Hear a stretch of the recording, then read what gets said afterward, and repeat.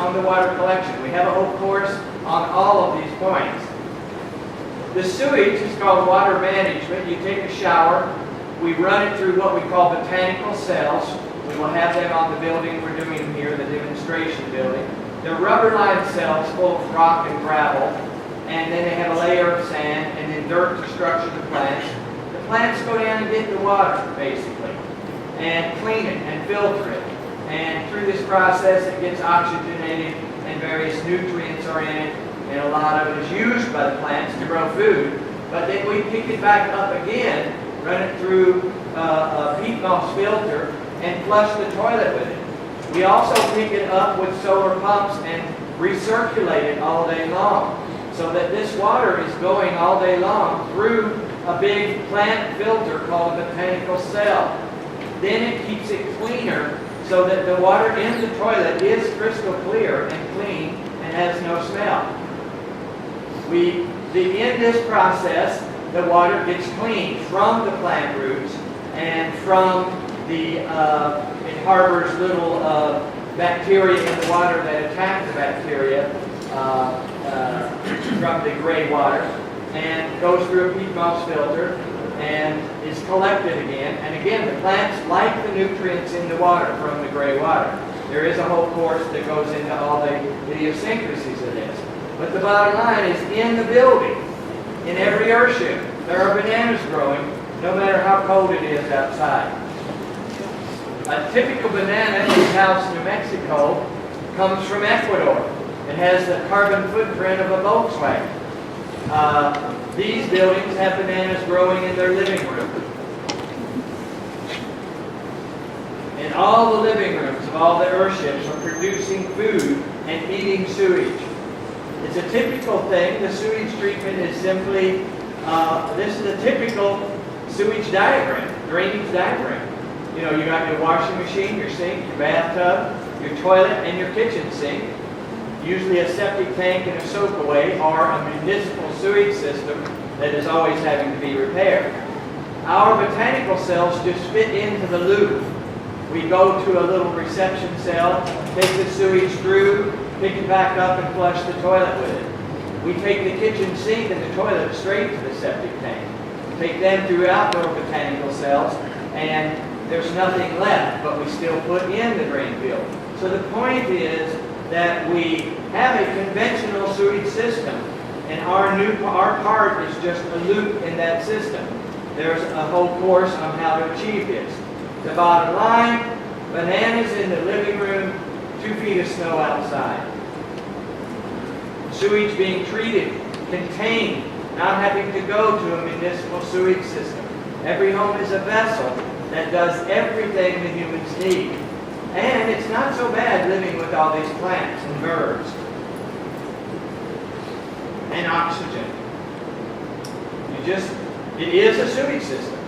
It's a sewage system that you live in. That's how biology is. That's how the earth is. This is just a little pump panel that sucks the water up for the toilet. The toilet goes into a septic tank and into rubber-lined botanical cells outside. So half the sewage is treated in the living room. The other half is treated outside and in botanical cells, and there's nothing left. The point is, there is nothing left to go into the earth or into a municipal sewage system. The building contains and treats all of its sewage. This is in our desert climate, high cold desert, and this is one of the outdoor sewage systems a few years ago. Here it is today. It's just the sewage system is creating a jungle, and the jungle is creating habitat for new creatures that wouldn't live there otherwise. So then when you have sewage treatment and rich water, you use it for food production. If you notice in this floor plan, this building, half of the floor plan is food production. So we're looking at the future causing us to make buildings for plants. Yes, they're for people, but they're for plants first, because we need plants for food and oxygen. And we have to share this planet with plants. So this food production, you can see all the different kinds of food. These food pictures I'm going to show you are all from 2 buildings. melons, cucumbers, squash, no, those are papayas, peppers, tomatoes, strawberries, all of those things, broccoli, strawberries, all of those things, root crops. We even get more than we need, so we have to can it and dry it. Tomatoes, salads, mushrooms, chocolate, figs, any food you can think of we can grow. Melons, cantaloupe, in the buildings year-round. Of course, that's no big deal here. You can grow year-round, but in the sub-zero climate like ours, and like a lot of the planet, growing food year-round is very important, and will be more important. Pineapples, artichokes, and see, these foods are grown from your shower water, from your sewage. You're seeing them grow all the time.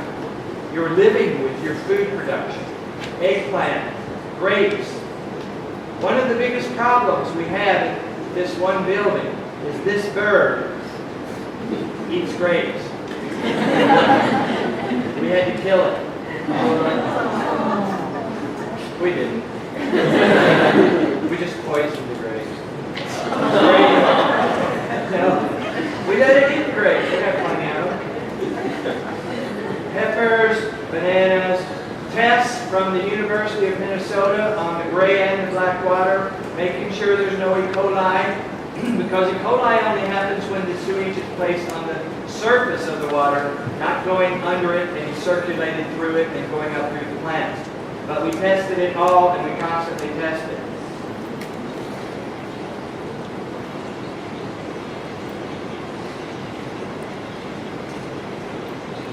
So Elijah is going to fish in the Columbia pond at the Phoenix to illustrate that you can catch a fish out of the The pond. sound is not very good, so I'm just And cook it and eat. we're just showing here that this is real time. This is in the living room of one of the buildings that grows tilapia. For some protein. And all you got to do is not feed the fish for a couple of days and go fishing. It's cruel, but it's fishing, it's food, it's protein. Tilapia are prolific. They grow fast and they produce fast. And so we want to produce enough food to stay alive in the buildings. And this is what that is. So this is catching the fish in real time, cleaning the fish, and then going out to the garden in the greenhouse and getting all kinds of goodies to go with it. Making a meal from the house, basically. And kids like this is my grandson, grow up with this. They don't understand the other ways. They don't understand why people don't do this all the time. Yes, it's something to get used to, but once you do it over and over and over, you start to see that you can take care of yourself on this planet. So this is making a meal from the home, and it's just showing that it can be done.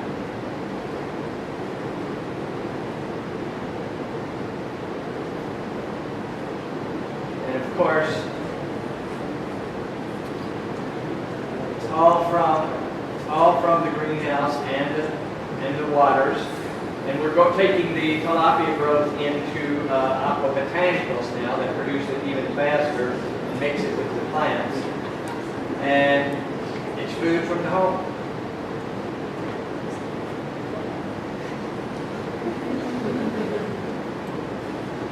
And the water is rainwater. And we, of course, have chickens. We have chickens that have their own little Earthships. And they give us eggs.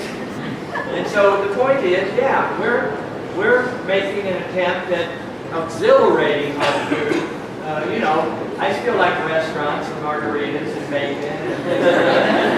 But I can stay alive. I know that I can stay alive in these buildings. And we're getting better at it. That's the thing, we're getting better at all of this. And we want to empower people to be better at it So hurricane comes along, you got a building that doesn't blow away in a hurricane, that does everything, you know, you're not in jeopardy. You're not in a disaster anymore. That's the way we want to try and make the future be. This is that custom Earthship. Yes, it's more expensive. It's not the standard one, but it has all of the bells and whistles. We take this technology and do schools with it. This is based on flour, and this is a school in Sierra Leone. Using all of these principles to make a school and teaching the local people how to do it. That's a big part of it. Here in Puerto Rico, the added, other than the 6 points, we have to have a building that won't blow away in a hurricane, and we have to have people be able to do it themselves. And this worked in Sierra Leone. We built 3 rooms of the schoolhouse, and then we didn't have any more money or time, and they did the rest. We taught them how to do it, and they finished it, and now these kids have a school that's not going to go away. They like it better than the tents that they were in. And we taught this little team of people how to do it, and they finished it themselves. Their work was better than ours. We did another school in Uruguay, and it's won a lot of awards because the minute the kids go in the door of the school, they're getting an education because plants are growing from the sewage. The school is warm from the sun. The school has electricity from the sun. The school harvests its own water. The kids get to grow up seeing this while they're learning the fun things like reading, writing, and arithmetic.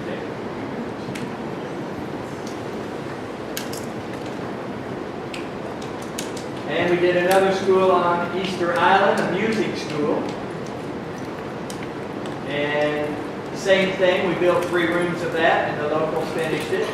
This is garbage being used for glass.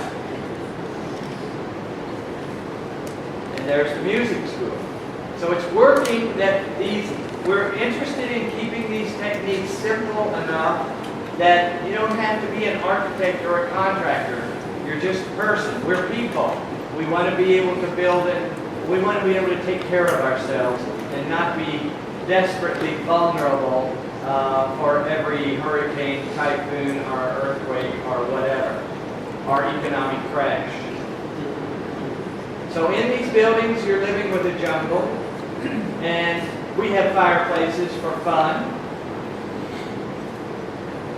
and we have fish.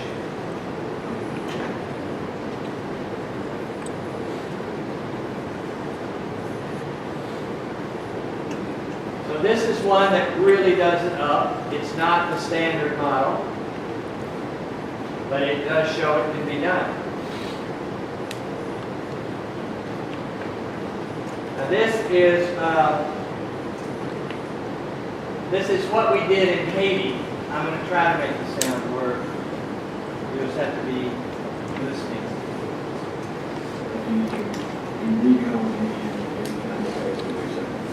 Well, it turns out that President United is 10 minutes from the airport, and they have a little compound, and they provided us with a place to do it. So we show up there, and within an hour of landing, we're pounding tires.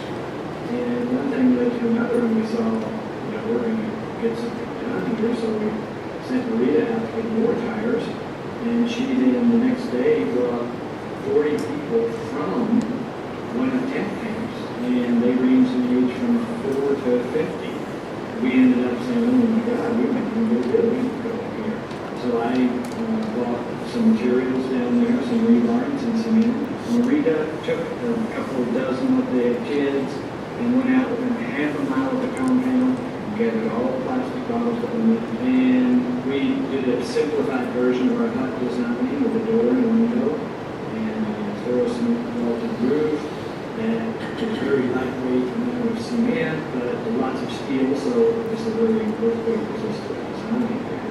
And hurricane resistant. Bottom line is we were going for a recon, and in 4.5 days, due to just synchronicity and connections working out and so on, we ended up with a 12-foot round building built.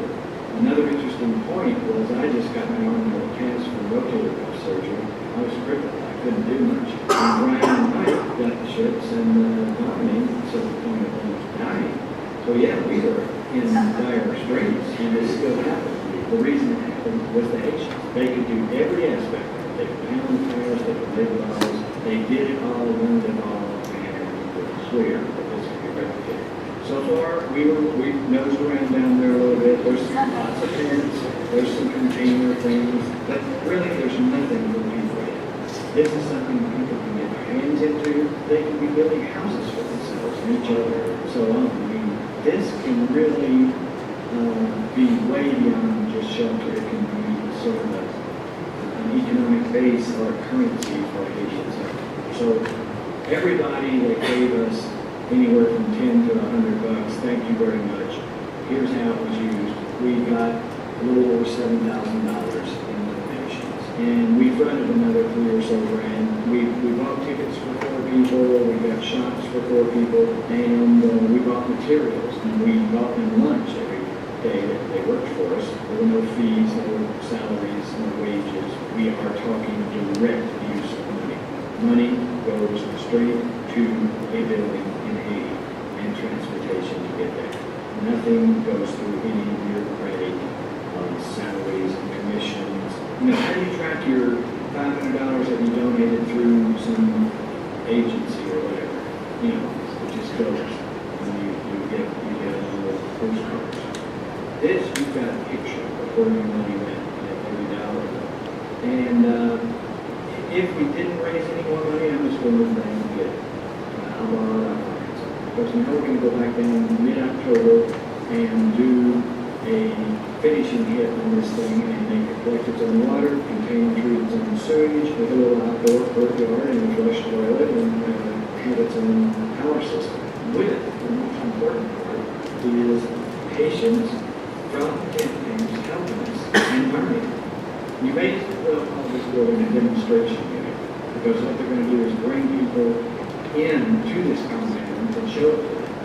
And of course, the ones that got to work on it are going to be talking about how to do it and probably starting to do it as they get a place. Where we'll go next for land will be where it can be for the people. We're even thinking like, can we tear down a few tents in Tennessee and throw up some of these? If we got a windfall of funding, we would start a little bit. So then we just go back and forth to Haiti in the next few years. We started an Earthship Academy. I mean, there's thousands and thousands of people down there living 12 and 10. There's no end in sight to what we can do if we get the money. The thing is, this, in 4.5 days, this hit to the very heart of the people that are living in tent cities. And it brought them out. And they participated in this. And this was a real thing, not a hypothetical thing. We were working with them, they were working with us. We weren't a bunch of whiteys going down there and making something that we wouldn't do ourselves or trying to give them some charity. I would love to do the building that we built here. I love that building. And so we got together, eyeball to eyeball, with the Haitian people, with no bureaucrats or politicians in between us. And that is the key. We're sharing what we've learned over 40 years, and they're giving us a lot of light back. From the little kids to the older people, they got inspired for this. They got lit up for this. We got lit up for the fact that they got lit up. It was an outrageous situation.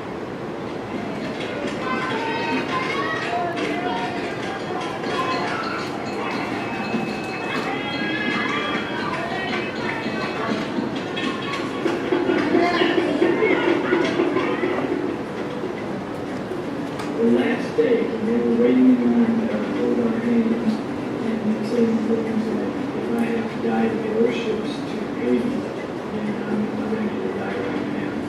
And may God make you live a lot longer so that you can continue doing this. You know, not one of us will dry out.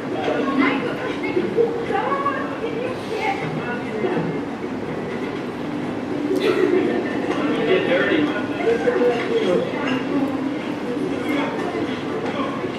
Thank you. Merci.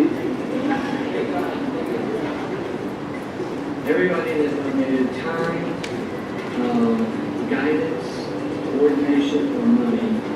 Thank you from the bottom of my heart.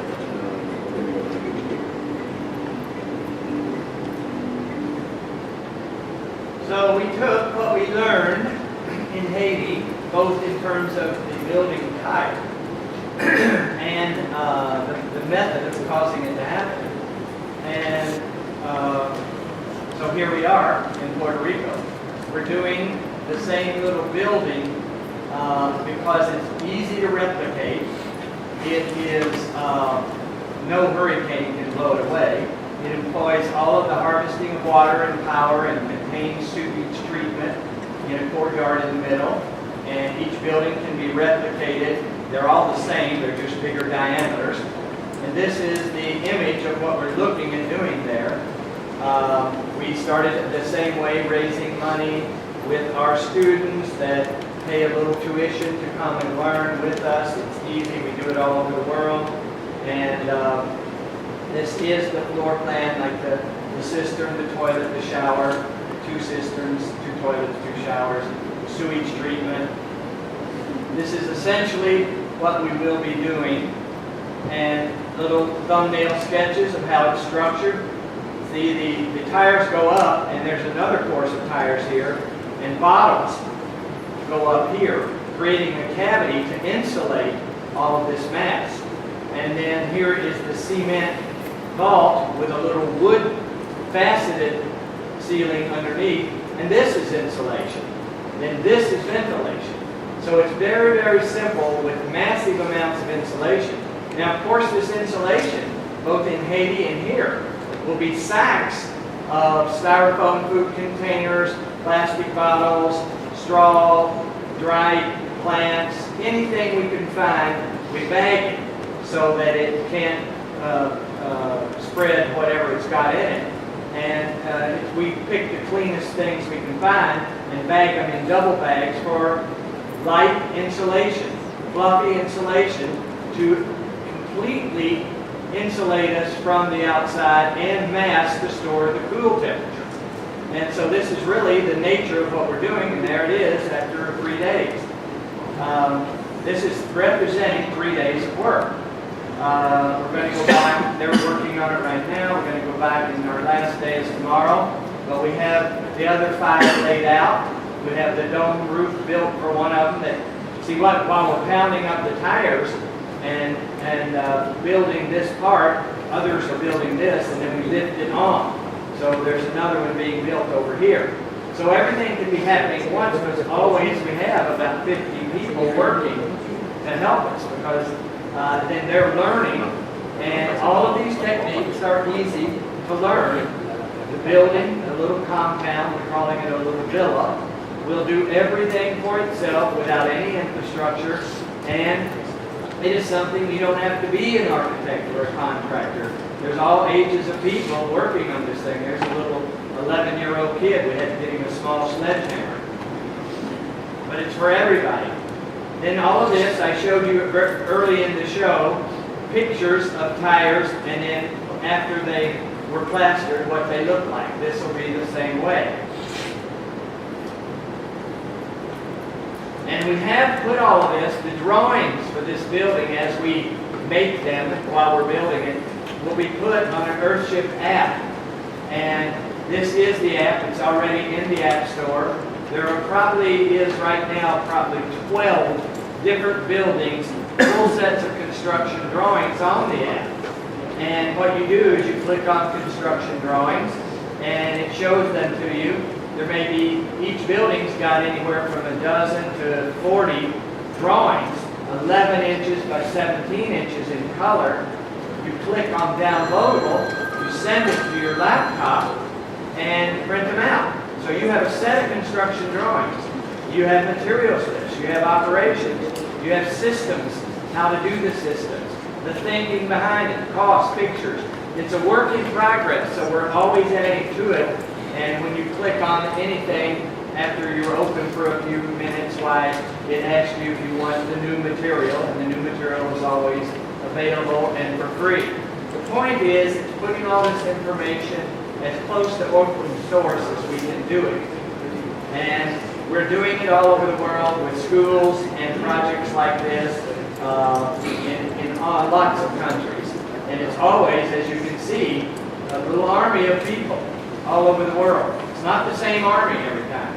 It's people all over the world wanting to learn to do this, and we're wanting to teach them how. So thank you.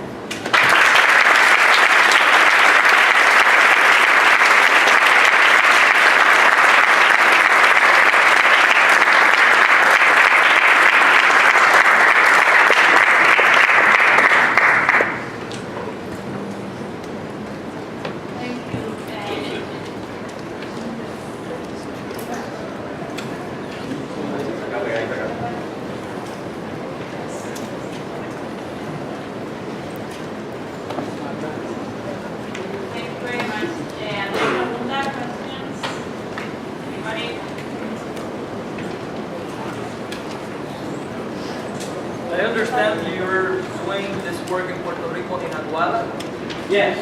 Was there a site selection process, or it just happened that the land was available? In Aguada, what we did was shortly after the hurricane, we were trying to figure out what could we do immediately to help. And we had this ongoing academy, and so we invited, we put it out on Facebook and the internet, and we were invited 3 people to come with a scholarship. And they had their accommodations paid for and everything. And 3 applied, and we took them. They came to the academy, took the academy for a month, went back, and within 2 weeks they called us and they said, "We've got land, can you come help us do it?" So we did. Said simple. And now there's a lot more interest in a lot more places too. But that was our way of getting at least a place to do a demonstration. What we're doing now is a demonstration. Because you can talk about it and show drawings and pictures, but to see a building happen with these techniques, not only the techniques of building and having systems, but the techniques of using people, empowering people to do it for themselves. This is all people. Yeah, there's a couple architects there and whatever, but these are just people. Yes, one question. How do you factor in the hurricanes when it comes to protecting things like the solar panels or the windmills? Well, the windmills, those vertical axis windmills are pretty, that one is made from really big steel. The solar panels, we'll screw, especially in a climate like this, we can screw them almost flat. We don't have to have them up on racks like we do in the winter buildings that don't have hurricanes. And so we do, the basic structure of the building is just bulletproof in terms of a hurricane. But those kind of things, sometimes we'll make them retractable, and you can hide and close down your solar panels, but your building is going to stay. Have a projected date for the finish of that project, demonstration project? We figure that we're going to stop tomorrow after we work all day tomorrow, and we'll have a room. And it'll be capable of being visited by anybody and everybody. And we'll allow ourselves probably 2 months to get enough money to come back and do another hit. It may take us 2 more hits. But another thing we're finding is that there are people that are just going to come when we leave anyway, some of our own people. So it's not really going to stop. It's going to keep trickling along. We'll do another 50-person hit maybe in a couple of months. Not saying, within 4 months I think we're going to have the whole villa done, which is going to be used for demonstration, really. By villa, you mean the 5 units? The 5 rooms. We make it could be used as a school, a visitor center, or a home. We don't care. We don't care who the landowner has put up the land and said we can use it for this purpose for 10 years. And so we don't care to own it. We don't care who owns it, really. We want it here to speak, because it'll speak louder than words. Will you have someone there to explain or give Yes, tours? there's a whole little farm there of people, and they're helping build it, and they will take tours and things like that. Not the exact address where it is located. We will probably post a good map of how to get to it. It'll probably even appear on the app and on our website and everything. It's not too hard to find. So we'll get maps out there, yeah. Yes? For how long those buildings can hold without the material start getting decomposing and deteriorating? What's that? The cans? No, the building, for how long it can hold around the whole time without the material start getting decomposing and deteriorating?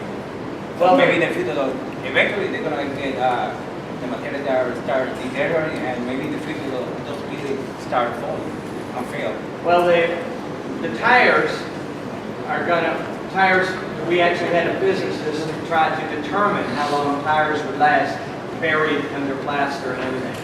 He said he couldn't find when they were going to decompose. He said 1,000 years. Glass is not going to go away. There's a little bit of plastic bottles in there, but it's in their interior. The cement on the outside is going to last, cement can last. So, and it will be coated with waterproofing and water sealers so that it collects clean water. So essentially the building's got a long life. The only wood we're using is for the false ceiling to hold the insulation, and that's interior, and it's treated. So we feel like the building's going to last quite a while. The other thing is that instead of using cement, we can use some mud for using like a cement. Because I see all the buildings around the world, they're using mud to build the walls and the structure. We use mud a lot, and hempcrete. We're going to be using some hempcrete, but for the structure, for a dome structure, you have to use real cement. For a lot of the packing and filling and laying of cans and bottles, you can use mud or hempcrete. But again, you have to be careful how you do that. You got to keep it out of the rain. You got to have overhangs to keep it from the rain or the driving rain. So any chance of deterioration, we'll use cement. Inside, we can use mud.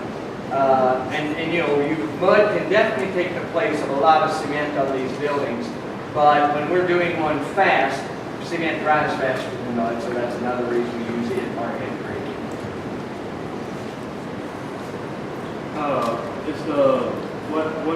What material mix do you use for the filling in tropical situations, like here in Puerto Rico, for filling the tires? For filling the tires, we used a mixture of some sand that we brought in from a river and the dirt on the site. And it made the clay and the sand together make a really good mixture.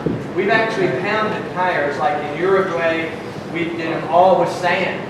And we've done them all with dirt before. We can do it sand, rock, gravel. Sometimes we'll pound the first course with aggregate so that nothing can wick up. Here we didn't have the aggregate, so we used plastic vapor barrier first. So bottom line is tires can be pounded there with almost anything. And they swell up and they become thermal bricks. What they call them in some of the other countries now is they don't call them tires anymore. They call them radially reinforced rammed bricks, because that's exactly what they are. About construction costs. This one, the materials we got the materials for 2 of the rooms, and I think we're like at $5,000, $6,000 for materials, and of course labor's free. So. But the systems will cost, and the tickets for the people we buy for, the tickets for some of the poor people. We're having a $100,000 budget for this building to be done and landscaped and everything, and we figure that's more than enough. But we've raised the money so far to get this far. So that's the other aspect. These buildings have to be in the ballpark with the price of other buildings to some extent. Now they're not going to be in the ballpark of a blue tarp, 4-posted shelter. But as far as homes that will withstand a hurricane, they're in the ballpark. Any other question? I was wondering, Have you estimated the man hours that you will have to put into complete the villa in Aguada? Well, no, but you saw what we have done, that's 4 days, but 50 people. We always do it that way all over the world. People are kind of a currency for this kind of thing. And that's a point we're trying to make, is that their labor, there's a lot of labor, it's a lot of work, but that work is going to make something that's going to sustain, it's going to be autonomous, it's going to stand up against a hurricane, and that's going to provide for decades, for hundreds of years, really. So it's worth it to figure out a way to do that, not hiring a contractor to spend hundreds of thousands of dollars, but making the method, the building techniques, simple enough that many people can help. And we're noticing now, whenever in any country, somebody goes on Facebook or something that says, I'm building an Earthship, 30, 40 people come and want to help. So it's a fact of what it is now. It's like a virus at this point. Yes? Do you need to submit permits or something to build the house? Yes, in many countries we get permits. We just did one in France. And in France it's really easy. The mayor of each town gets to say whether something happens or not. So we did 2 in France, 3 in France. And each time the mayors said okay. Then we get to other places where the permission has to come down from the state or from the province or it's a different situation everywhere. In some places you have no permit issues. But we want to, if there's permit issues, we want to go through them to really start producing them, because that makes it available to people. So we have applied for, I'm an architect in Canada and in Colorado and Arizona and Nevada